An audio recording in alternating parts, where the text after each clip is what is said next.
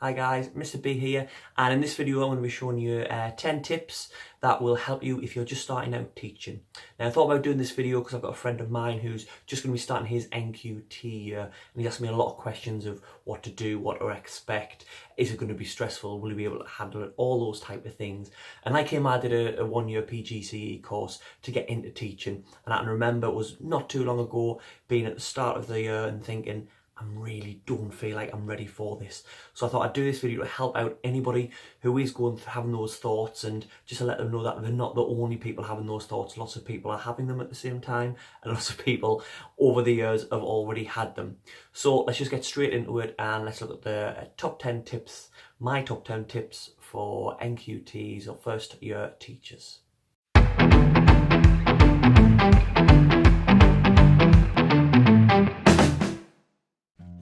Tip 1.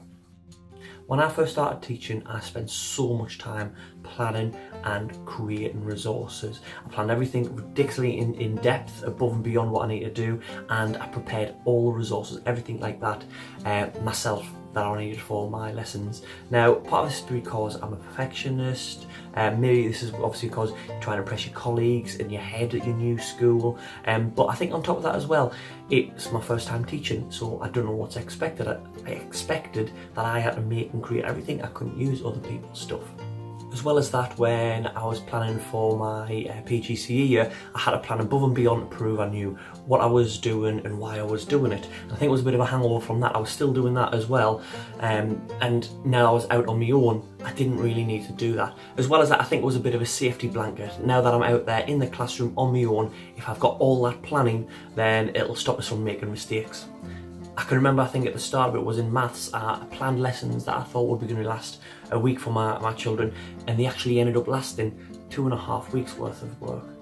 And that's mainly because I didn't know the children, and you can't really plan well if you don't know what your children are, you don't know their ability, you don't know what engages them. And in your first few weeks you need to find out what it is that it gets your children involved, what levels your children are at, how you can challenge them, how you can support them. And you don't know that when you first go into it, so you can't plan well ahead, or you can't plan brilliant lessons right from the off. When you first get involved in teaching, plan lessons where you can find out the ability of your children. Have lessons there where you've got things to challenge people in your class who are more able. Have stuff that we can support, options like work aids, or working in group work, or working with small groups if they're going to need that support. And from that you'll find out what your children are like, what they can do, and then you'll be able to plan better and more in-depth lessons from that. And the main part of this tip is, remember, there are thousands of resources out there already in books, especially online. Don't reinvent the wheel, there is already stuff out there. You don't have to go online and get resources and use them completely. You can adapt them so they fit into your lesson, you can change them, you can add support to them, you can make them more challenging. You can just use them as a basis of an idea. But if you make all your resources yourself, that is going to be so time consuming. And like I say, there are loads of resources out there. Now when you first start you might think, can't use this as someone else's work, but use them.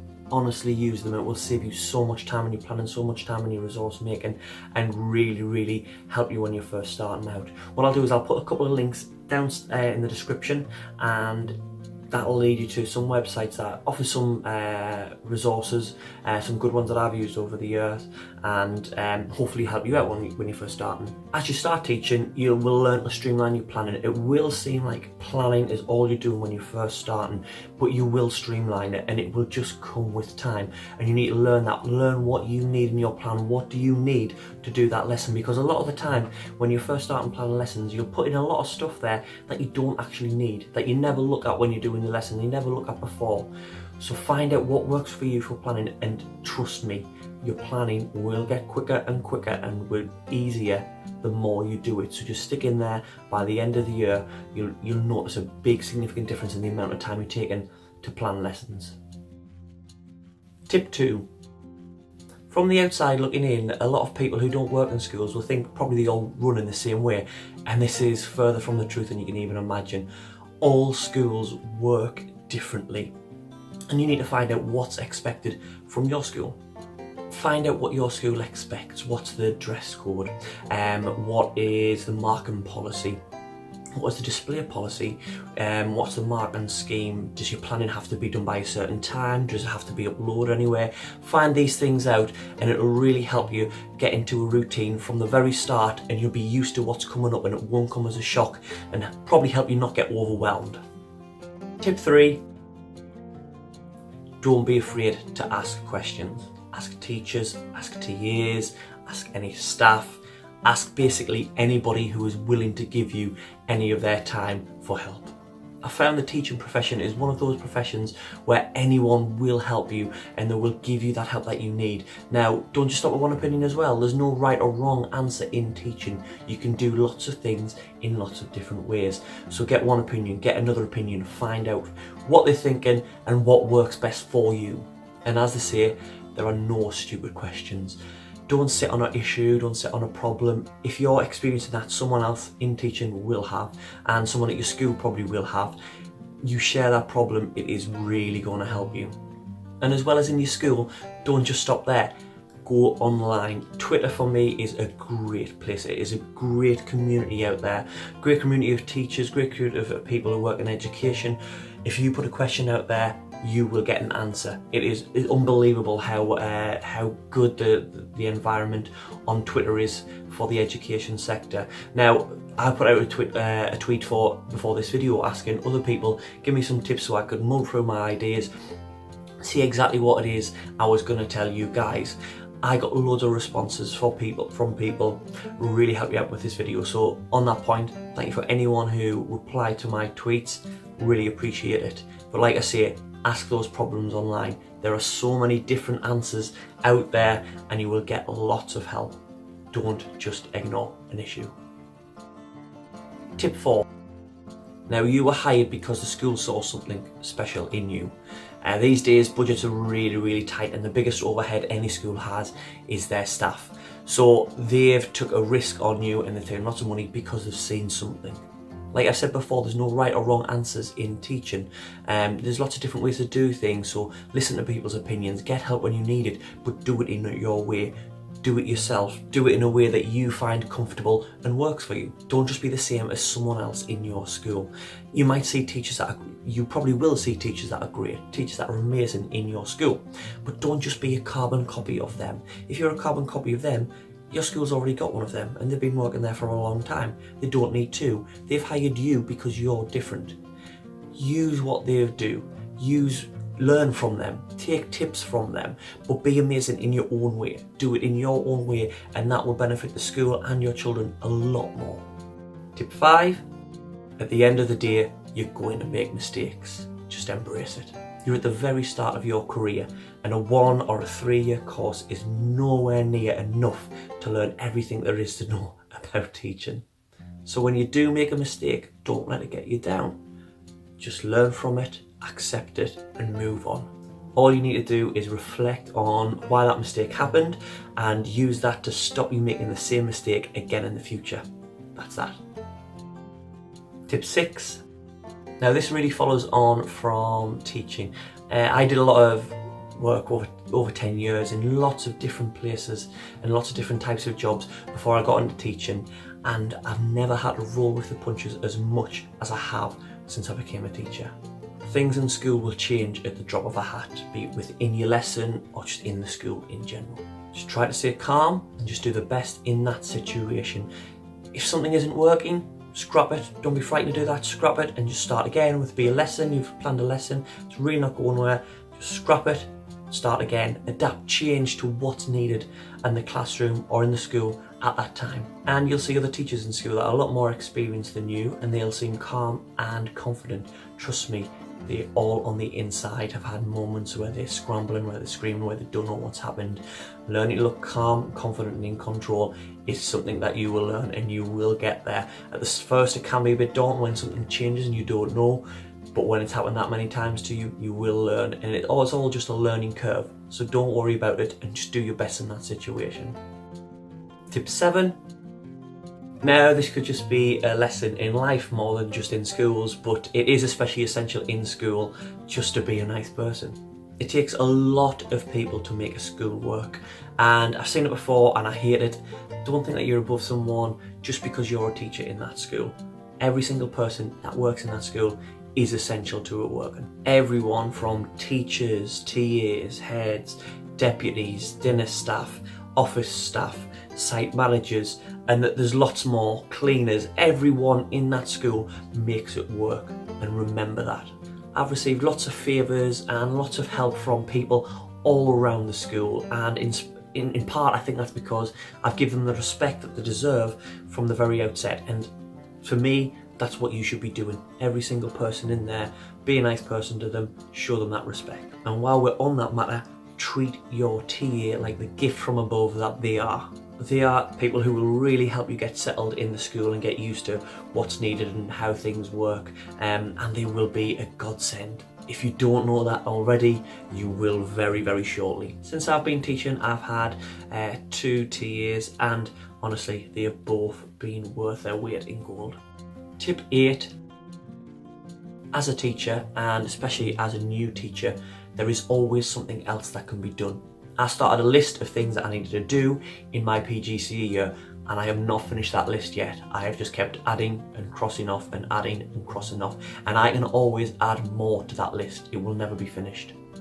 What you need to do is you need to take time for yourself. You need to know when to stop, but you also need to find how to take time for yourself. What's going to work again best for you.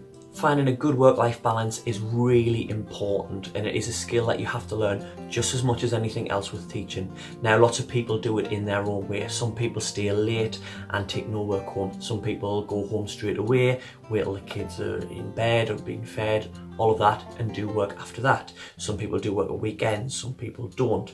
It is all completely different. It depends what works best for you. There is no right or wrong. I can't say do this, do that. But different people like different things, but make sure you have that time planned in for you where you're not going to do anything. And if you're saying you're going to work for this amount of time, work for that amount of time. Try not to go on longer. You can't burn yourself out and expect to be an outstanding teacher. It just doesn't work. If you are tired, if you are broken, you can't be happy in the classroom, and if you're not happy in the classroom, you can't provide everything that those children in there need from you. Now, I can't stress enough how getting a good work-life balance is essential, but it is also attainable. It might not seem it at the start. You might feel swamped at the start, learning all these new things, but you will get there, and you will get to a point when your planning gets more streamlined, when you learn to manage marketing better, when you manage that. It will come where you will be able to give yourself your time outside of school that you need to, and you need to do that. If you don't, within 2 to 3 years, you are going to be completely useless to anyone. Make sure you work out what's going to work for you. And like we said before, ask for help. If you are feeling swamped, especially in those early days when you've got lots of new things that you've not done before, ask someone for help. Ask how they managed it. Ask if they can give you a hand with something. My mentors, my staff around me when I first started would provide me with so much help and try and take workload off me if they needed to, and they will help. Don't just suffer in silence and think this is what everyone else is doing, because all the other teachers that are more experienced would be more used to it. They will have more work time for themselves because they can plan better, they can mark quicker, they can do all those things more efficiently, so they've got time that they can help you with. Tip 9. Now, getting your own class for the first time might be daunting, but hopefully it's as equally exciting. Get to know the children in your class. They are why you were there, and they are what makes the job worthwhile. Get to know the children in your class. At the end of the day, they are why you're there, and they are what will make the job worthwhile. And I know what a lot of you will be worried about, especially going on your own for the first time with a class. Getting to know your children is one of the best ways to keep control of a classroom. Please, please, please ignore the phrase that's uttered to every NQT, don't smile until Christmas. Be kind, be caring, be fair, be welcoming with your children, and they will respect you for it, and you'll get a lot more out of them. Just make sure they know where the boundaries are and what happens if they overstep them, and stay consistent with them. Because if you're not, you will get some children who will try and push their luck. Trust me. Every class has them. Because of course you have to remember, you're not their friend, you are their teacher. So yes, be kind and be welcoming, but those boundaries will help you keep the children and keep in control of that classroom. While we're on that subject, another great way of keeping control in the classroom from the very off is get routines, things you do in the morning, dinner time, end of the day, during lessons. Have jobs for certain children that will keep them out of trouble maybe sometimes. Have those routines, because those routines, if they're in there from the start and they stay the same, the children will know what's expected from them. Tip 10. The teacher who thinks they know everything is just fooling themselves. There is always ways you can improve what it is you do in the classroom and in the school. So don't think in a year's time you're going to know what you are doing completely. You are always going to be learning. And the moment that you aren't learning or you don't want to learn is the time that your teaching quality is going to decline and going to go down. And that's not good. Always, always, always be accepting to learning new things. So that's it. 10 tips for new teachers or NQTs going in the first year of teaching. Above all, what I want you to remember is you've went into the best job in the world, in my opinion. And it will get stressful at times. There will be times you want to pull your hair out and you've got a lot of work on. But the job satisfaction that you will get from the children in your class, from the work that they produce, from the little things that you say to you, is worth all of it. I hope you found that video useful. If you have, please like and share, and hopefully you can help out lots of other teachers who have got those worries at the very start of the year. If you haven't already, just press there and subscribe to my channel. I'm going to start doing more videos like this, helping out teachers, not just the kids. So hopefully it will help you in the future. Till next time, see you later.